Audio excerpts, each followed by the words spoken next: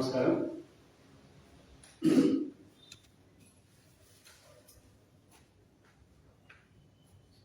ప్రశాంత్ కిషోర్ ఒకవైపు సోనియా గాంధీ, రాహుల్ గాంధీ, ప్రియాంక కాంగ్రెస్ అధిష్టానంతో చర్చలు కొనసాగిస్తూ పార్టీలో చేరికకు మార్గం సుగమం చేసుకొని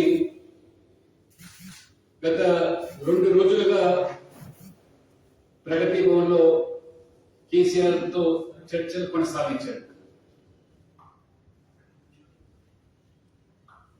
ప్రశాంత్ కిషోర్ ప్రధానమైన ఎజెండా వారు ప్రస్తావిస్తున్నది ఎట్టి పరిస్థితుల్లో కేంద్రంలో 3వసారి మోదీ ప్రభుత్వాన్ని, బీజేపీని అధికారంలో రానివ్వకూడదు, మోదీని గద్దె దించడమే లక్ష్యంగా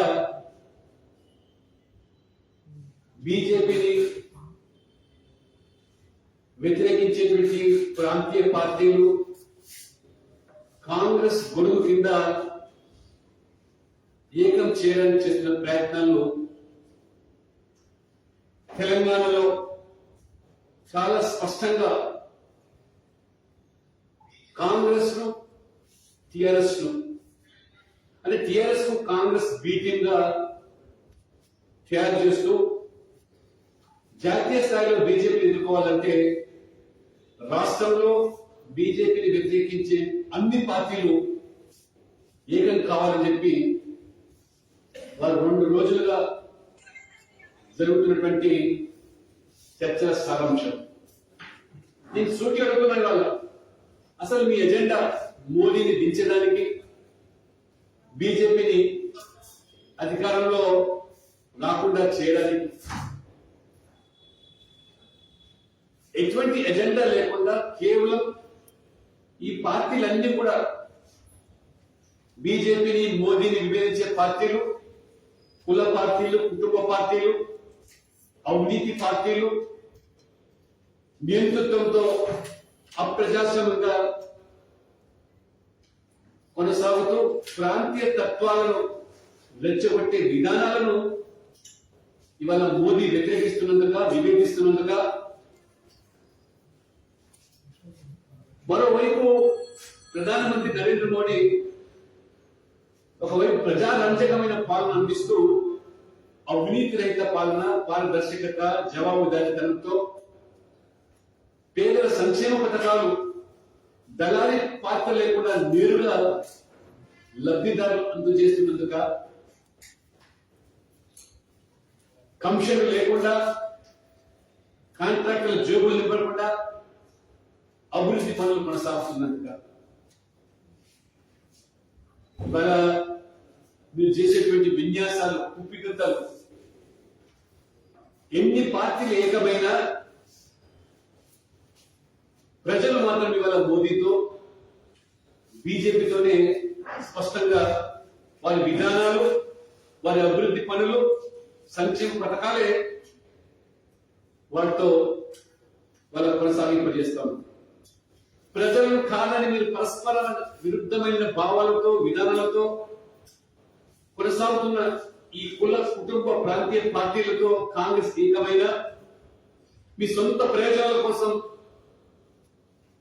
ప్రజలను దూరంగా పెడతామని నేను భావించిన ప్రశాంత్ కిషోర్ ఎన్ని వ్యూహాలు రచించిన తెలంగాణ ప్రజలు మోసపోరని, ఒకవైపు కేసీఆర్ మొన్నటి వరకు కాంగ్రెస్ ఏతర, బీజేపీ ఏతర పార్టీలతో ఫ్రంట్ అన్నటువంటి కేసీఆర్ క్రమేణా ప్రశాంత్ కిషోర్ చర్చల సారాంశంతో జాతీయ స్థాయిలో ఫ్రంట్ ఏర్పాటుకు కాంగ్రెస్ తో కలిసి పనిచేయడానికి నిర్ణయించుకున్నట్టుగా ఈరోజు రూఢి అవుతుంది.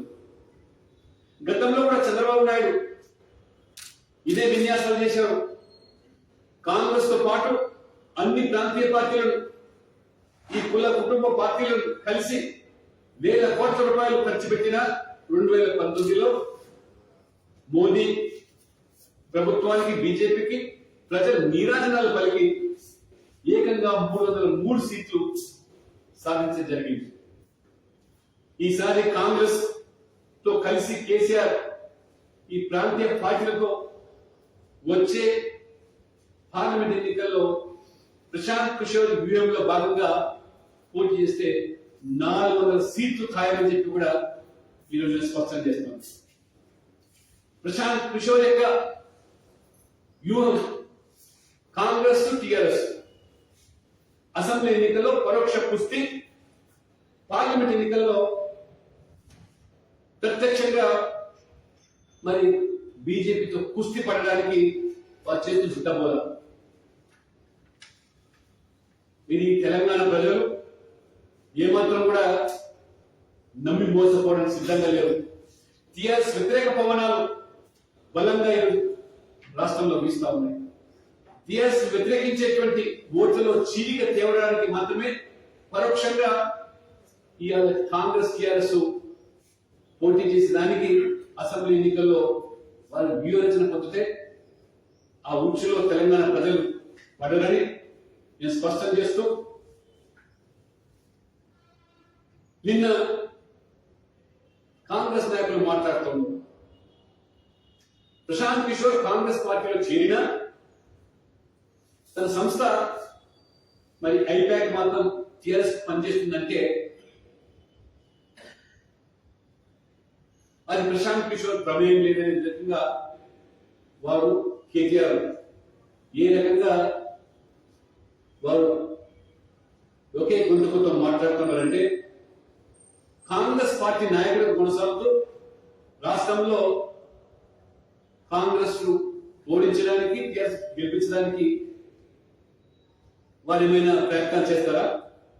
ఇది తెలంగాణ ప్రజలు ఏమాత్రం కూడా నమ్మరని పైపెచ్చి వారు చెప్తున్నది, రాజకీయ విభేదాల కారణంగా జాతీయ స్థాయిలో బీజేపీ ఎదుర్కోవాలంటే, వ్యతిరేకించాలంటే మీరు ఇక్కడ వివాదం కల్పించకూడదు. అంటే అది సోనియా గాంధీ, రాహుల్ గాంధీ ఆదేశాల మేరకు ప్రశాంత్ కిషోర్ కేసీఆర్ పలుకుతూ హితబోధ. అసెంబ్లీ ఎన్నికల్లో టీఆర్ఎస్ పనిచేస్తారని, పార్లమెంట్ ఎన్నికల్లో ఇద్దరిని కల్పిస్తానని పన్నే వ్యూహం.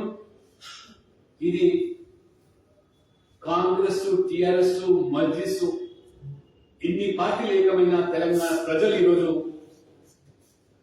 టిఆర్ఎస్ ఓడించడానికి కంకణ బదులైన ఓడించే శక్తి బీజేపీకి మాత్రమే ఉన్న విషయాన్ని వారు స్పష్టం చేస్తా ఉన్నారు. పైపెచ్చు కాంగ్రెస్ ప్రముఖ నాయకులు బట్టి విక్రమార్క, వర్కింగ్ ప్రెసిడెంట్ జగ్గారెడ్డి వారు మాట్లాడుతున్నారు.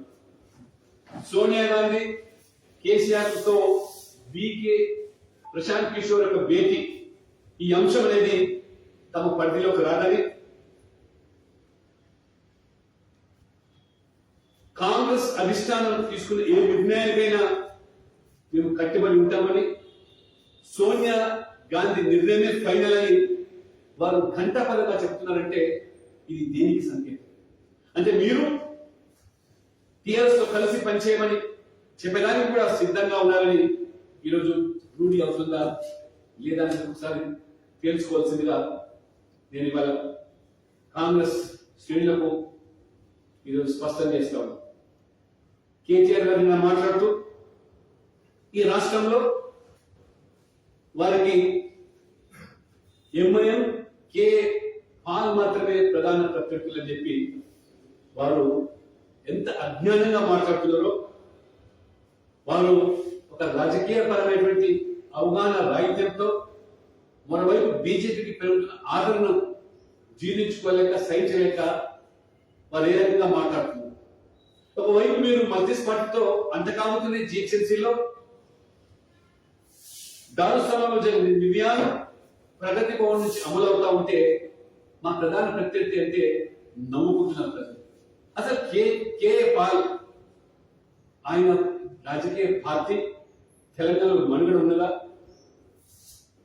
కే పాల్ ప్రధాన ప్రత్యర్థి అంటే తెలంగాణ ప్రజలను మీరు అంత తెలివి తక్కువగా భావిస్తా ఉన్నారా మీ మాటలు నమ్మి మోసపోవడానికి?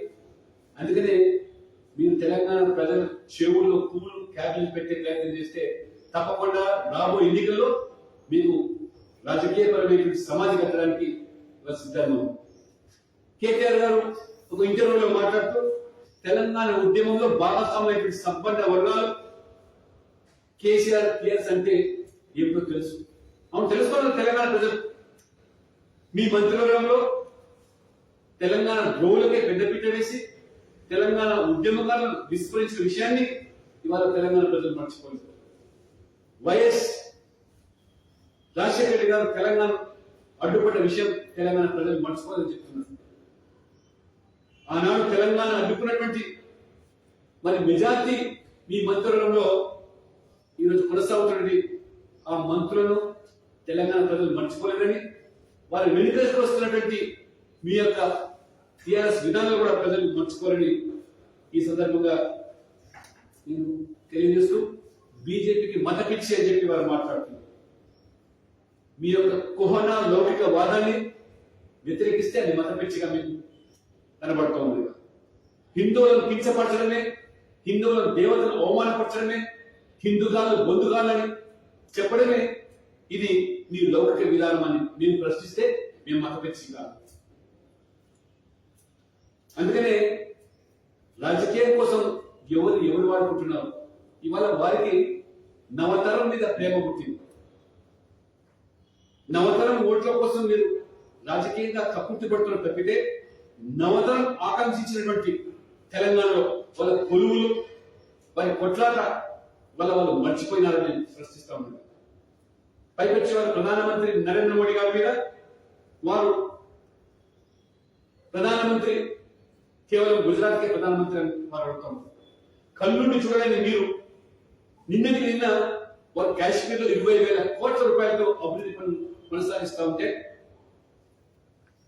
కొన్ని దశాబ్దాలుగా కాశ్మీర్ లో అభివృద్ధిని విస్మరించిన పాలకులను సమర్థించి మీరు వాళ్ళ కాశ్మీర్ నుంచి కన్యాకుమారి వరకు ఇవాళ అభివృద్ధి, సంక్షేమము, సమపాలనలో తీసుకెళ్తూ తెలంగాణ సైతం కూడా ఇవాళ మరి ఈరోజు కొన్ని ప్రాజెక్టులు రావడం అంటే, అభివృద్ధి కొనసాగడం అంటే, రేపు మళ్ళీ నితిన్ గడ్కరీ గారు 10,000 కోట్లతో రోడ్ల అభివృద్ధికి తెలంగాణ కోసం పాటుపడుతున్నారంటే ఇది సబ్కా సాత్ సబ్కా వికాస్ అనే విధానాన్ని బీజేపీ మోదీ వారు తీసుకుపోతా ఉంటే, మీరు కేసీఆర్ గారు గజ్వేల్ ముఖ్యమంత్రి, మీరు మంత్రులు హరీష్ రావు గారు సిద్దిపేటకు మంత్రి, మీరేమో సిరిసిల్లకు మంత్రి.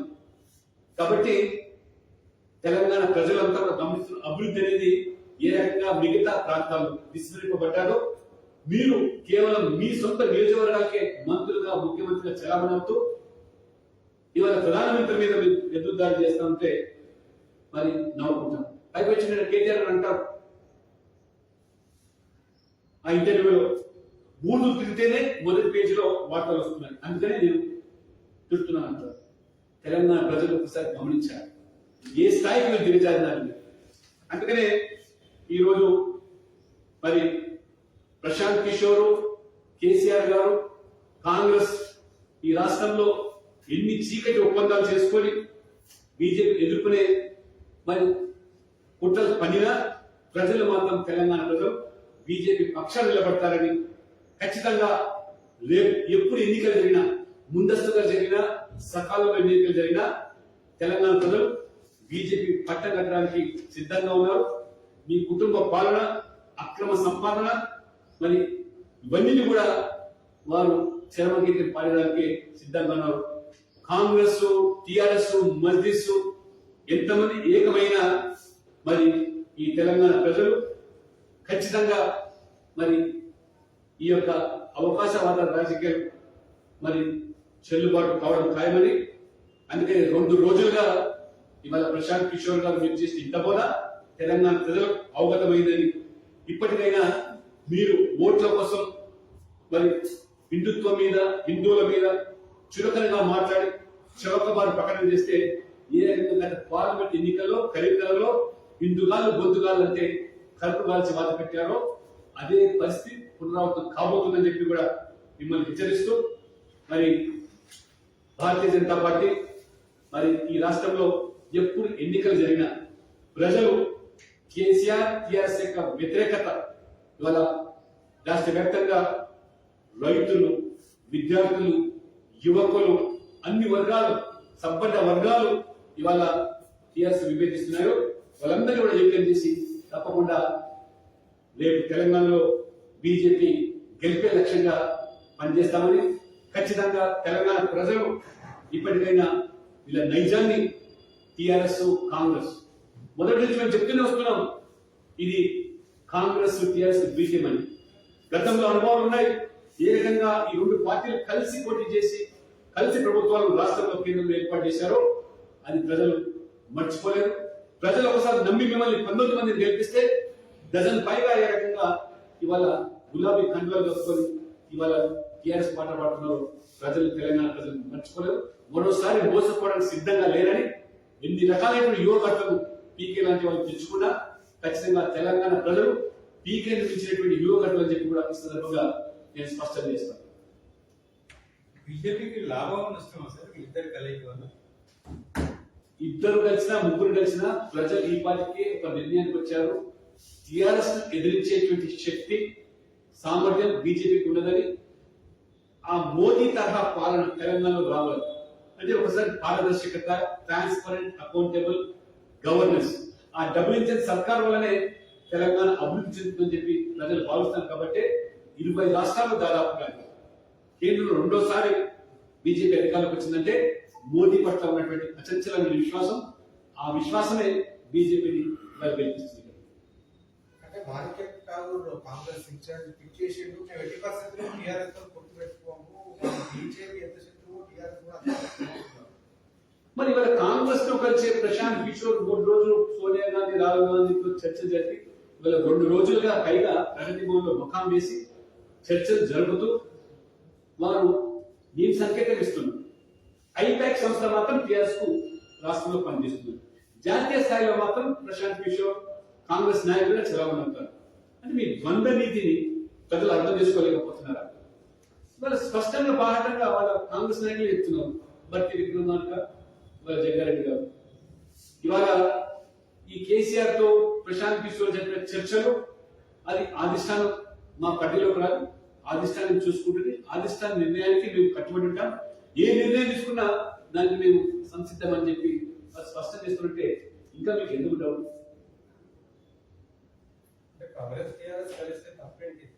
అంతేలేదు, కలవండి, మాకే మేము మొదలు చెప్తున్నాం.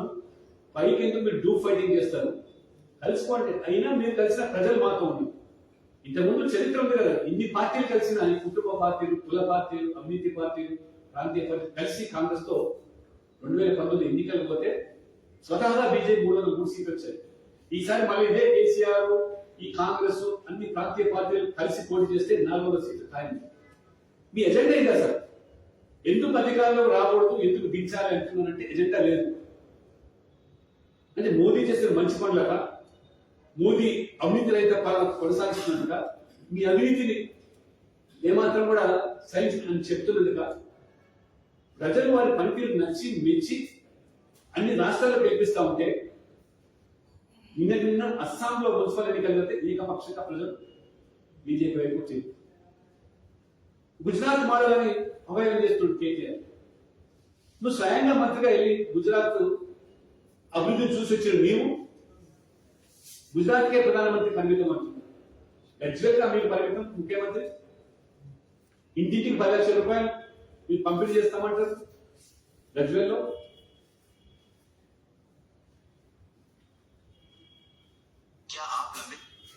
అంటే బీజేపీ ప్రచారం చేస్తుంది పొత్తు అని, ఎక్కడ పొత్తు పెట్టుకోమంటారు కాంగ్రెస్? పొత్తు మీరు పరోక్షంగా పెట్టుకుంటారా, ప్రత్యక్షంగా పెట్టుకుంటారా? కేంద్రంలో పెట్టుకుంటారా? ప్రశాంత్ కిషోర్ 2 రోజులు కాంగ్రెస్ నాయకుడు దాదాపుగా హోదాలో వచ్చి కేసీఆర్ తో చర్చలు జరుపుతున్నారంటే, అంటే ఈ చీకటి ఒప్పందాన్ని అర్థం చేసుకునే అమాయకులు తెలంగాణ ప్రజలు కాదు. కాబట్టి మీరు అసెంబ్లీలో పరోక్షంగా ఒప్పందం చేసుకొని పార్లమెంట్ లో ప్రత్యక్ష ఒప్పందం పోటీ చేసిన ప్రజలు అర్థం చేసుకోగలుగుతారు. ఖచ్చితంగా టిఆర్ఎస్ ఓడించేటువంటి పార్టీగా బీజేపీ ప్రజలు గుర్తించారు. కాబట్టి ఈరోజు ప్రజలు బీజేపీ ఖచ్చితంగా గెలిపిస్తారనేటువంటి నమ్మకం. అంటే ఇద్దరు పార్టీల చీకటి ఒప్పందాన్ని ప్రజాక్షేత్రం ఎట్లా కడతారు? డెఫినెట్ గా ప్రజాక్షేత్రం ప్రజలు అర్థం చేసుకుంటారు, వాస్తవాలన్నీ కూడా గమనిస్తున్నారు. తెలంగాణ అమాయకులు కాదు, రోజు జరుగుతున్న తెలంగాణ చూస్తూనే ఉన్నారు. దాని చరిత్ర తెలుసు, కాంగ్రెస్ టీఆర్ఎస్ యొక్క చరిత్ర, కలిసి పనిచేసిన చరిత్ర, కలిసి ప్రభుత్వాలు కొనసాగిన చరిత్ర,